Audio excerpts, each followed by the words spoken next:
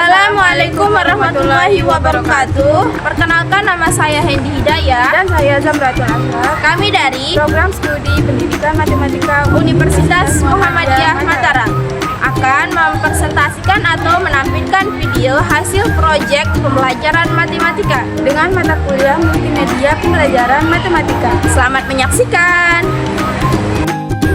Halo semua, kali ini kita akan mempelajari sistem persamaan linier dua variabel.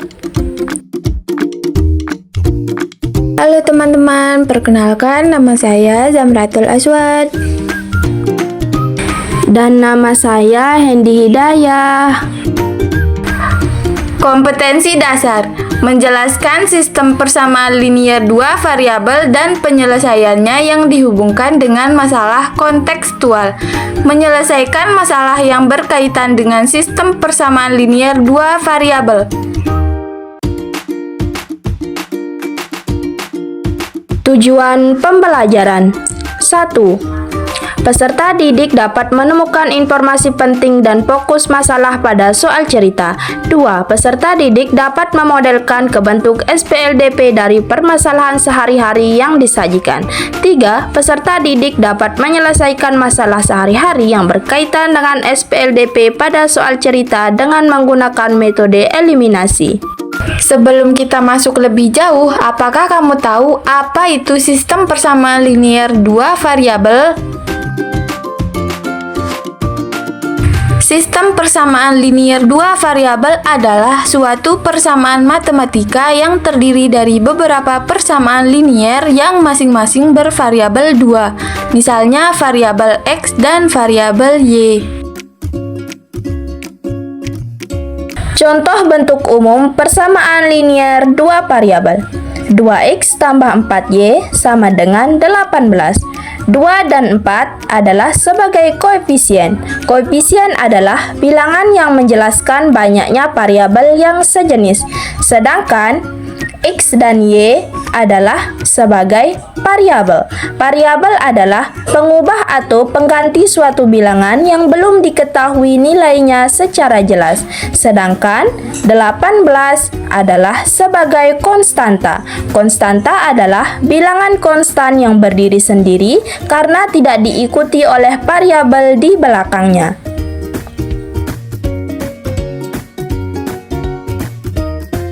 Terdapat 3 metode untuk menentukan penyelesaian sistem persamaan linier dua variabel.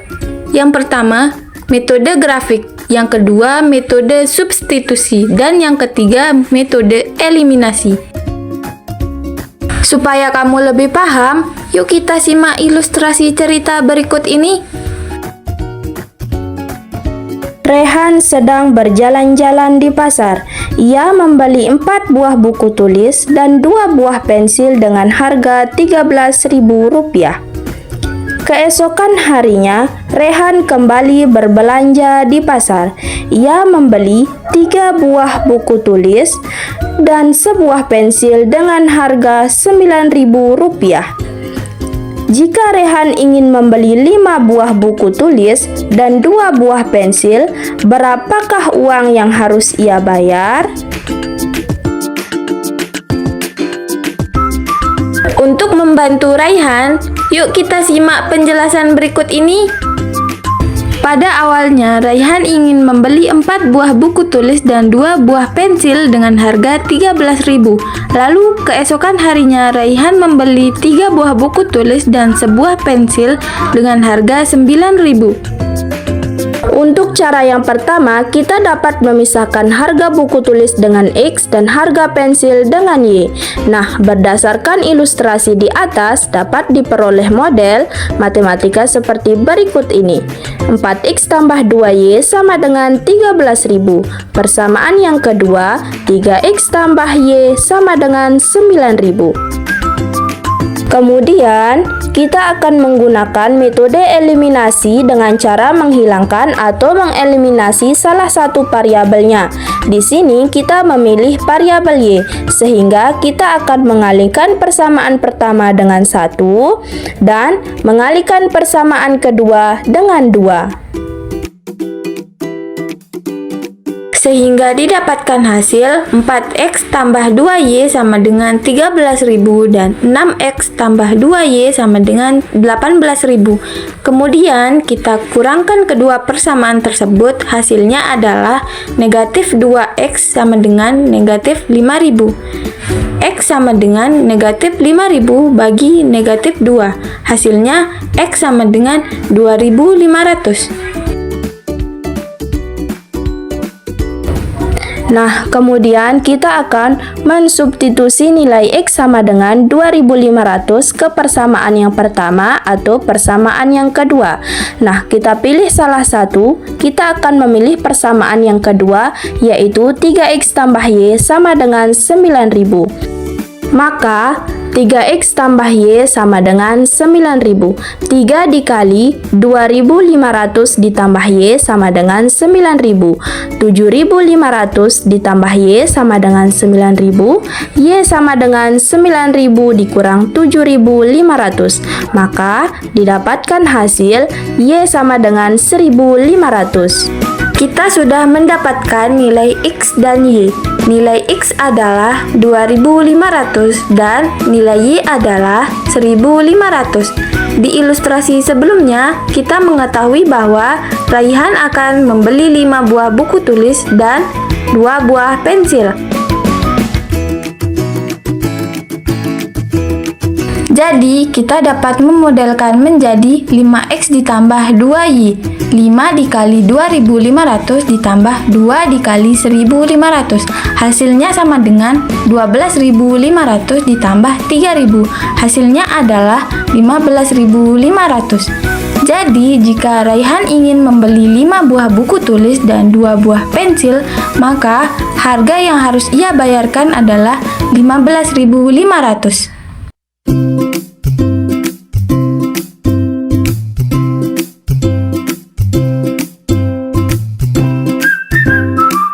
Nah, bagaimana? Mudah bukan? Agar kamu lebih mahir, coba selesaikan permasalahan berikut ini. Seorang nelayan sedang bertransaksi di pelabuhan dengan seorang pembeli. Nelayan itu menjual 2 kg ikan tongkol dan 3 kg ikan pari dengan harga Rp135.000, sedangkan harga 4 kg ikan tongkol dan 2 kg ikan pari adalah Rp170.000.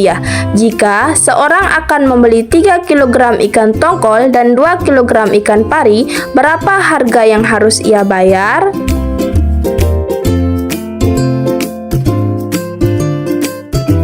Ibu akan membeli mangkuk dan piring di supermarket terdekat. Diketahui harga 3 buah mangkuk dan sebuah piring ialah Rp50.000. Kemudian harga sebuah mangkuk dan 2 buah piring ialah Rp65.000. Berapakah harga yang harus ibu bayarkan jika ia membeli sebuah mangkuk dan sebuah piring?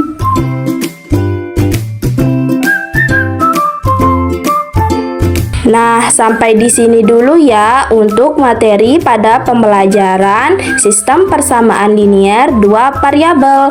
Jangan lupa untuk mengerjakan soal latihan yang kami berikan. Semoga teman-teman dapat memahaminya dengan baik. Sekarang kita akan lanjut untuk materi pada bangun ruang.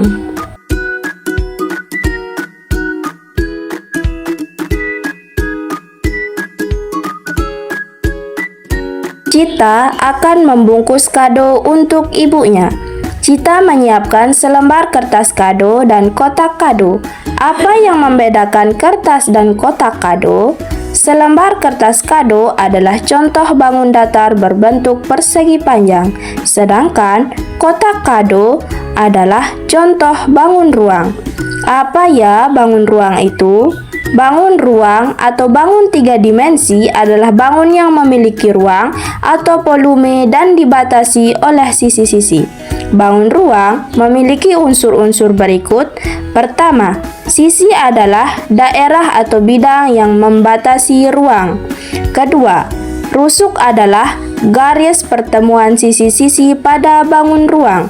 Ketiga, titik sudut adalah titik pertemuan dari 3 atau lebih rusuk. Contoh bangun ruang adalah kubus, balok, prisma, tabung, limas, kerucut, dan bola. Yuk kita bahas satu persatu. Kubus adalah bangun ruang yang sisi-sisinya berbentuk persegi.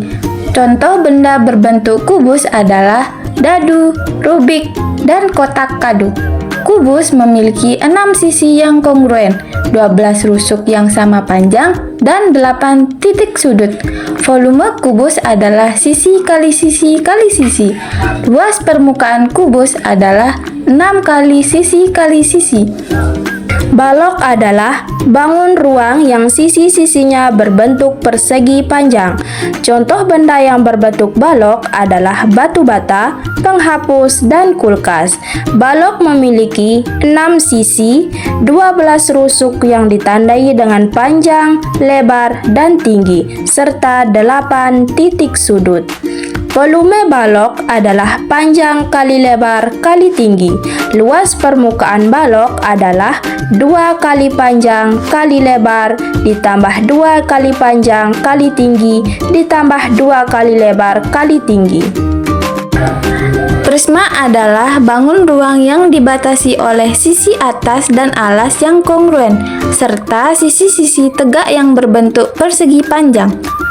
Contoh benda yang berbentuk prisma adalah paving block, bungkus coklat, dan atap rumah. Prisma disesuaikan dengan bentuk sisi alasnya. Prisma ini disebut prisma segitiga karena sisi alasnya berbentuk segitiga. Bentuk prisma yang lain adalah prisma segi 5, prisma segi 6, dan prisma segi 8. Jumlah sisi, rusuk, dan titik sudut pada prisma bergantung pada bentuk prisma. Prisma segitiga memiliki 5 sisi, 9 rusuk, dan 6 titik sudut. Prisma segi 5 memiliki 7 sisi, 15 rusuk, dan 10 titik sudut. Volume prisma adalah luas alas kali tinggi. Luas permukaan prisma adalah 2 kali luas alas ditambah keliling alas dikali tinggi. Tabung adalah prisma yang sisi alasnya berbentuk lingkaran. Contoh benda yang berbentuk tabung adalah gelas, kaleng biskuit, dan pipa air. Tabung memiliki 3 sisi, yaitu 1 sisi atas atau tutup, 1 sisi alas, dan 1 sisi lengkung atau selimut tabung. Tabung juga memiliki 2 rusuk lengkung, tapi tabung tidak memiliki titik sudut. Volume tabung adalah Pi dikali R kuadrat kali tinggi. Luas permukaan tabung adalah 2Pi dikali R dikali R ditambah tinggi. R adalah jari-jari tabung. Limas adalah bangun ruang yang dibatasi oleh satu sisi alas serta beberapa sisi tegak yang bertemu pada satu titik puncak. Contoh benda yang berbentuk limas adalah tenda dan piramida. Limas diberi nama berdasarkan bentuk sisi alasnya. Dinamakan limas segi 4 karena sisi alasnya berbentuk segi 4. Bentuk limas yang lain adalah limas segi 3, limas segi 5, dan limas segi 6. Jumlah sisi, rusuk, dan titik sudut pada limas bergantung pada bentuk limas. Limas segi 4 memiliki 5 sisi, 8 rusuk, dan 5 titik sudut. Limas segi 5 memiliki 6 sisi, 10 rusuk, dan 6 titik sudut. Volume limas adalah sepertiga kali luas alas kali tinggi. Luas permukaan limas adalah luas alas ditambah jumlah luas sisi tegak. Kerucut adalah limas dengan alas berbentuk lingkaran. Contoh benda yang berbentuk kerucut adalah topi petani, kon es krim, dan terompet. Kerucut memiliki 2 sisi, yaitu 1 sisi alas dan 1 sisi lengkung atau selimut kerucut. Kerucut juga memiliki 1 rusuk lengkung dan 1 titik sudut. Volume kerucut adalah sepertiga dikali pi R kuadrat dikali tinggi. Luas permukaan kerucut adalah pi dikali R dikali R ditambah S. S adalah garis pelukis pada kerucut. Bola adalah bangun ruang yang dibentuk oleh tak hingga lingkaran yang berjari-jari sama dan berpusat pada titik yang sama. Contoh benda yang berbentuk bola adalah bola basket, globe, dan kelereng. Bola memiliki satu sisi lengkung dan tidak memiliki rusuk atau titik sudut. Volume bola adalah 4/3 dikali pi dikali R pangkat 3. Luas permukaan bola adalah 4 dikali pi dikali R kuadrat. R adalah jari-jari bola. Dalam kehidupan sehari-hari, kita juga sering menjumpai benda yang merupakan gabungan dari beberapa bangun ruang. Contohnya, bentuk pensil adalah gabungan dari tabung dan kerucut. Bentuk rumah adalah gabungan dari prisma dan balok. Perhitungan volume dan luas permukaan bangun ruang dapat dimanfaatkan dalam kehidupan sehari-hari. Misalnya, menghitung volume air yang dibutuhkan untuk mengisi akuarium, atau menghitung luas bahan yang dibutuhkan untuk membuat satu tenda. Nah, besar kotak kado Cita seperti gambar berikut. Kira-kira berapa ukuran luas minimal kertas kado yang dibutuhkan agar cukup untuk membungkus kotak tersebut? Coba ditulis jawabanmu ya. Selamat mengerjakan. Sekian video dari kami. Terima kasih telah menonton. Bye-bye.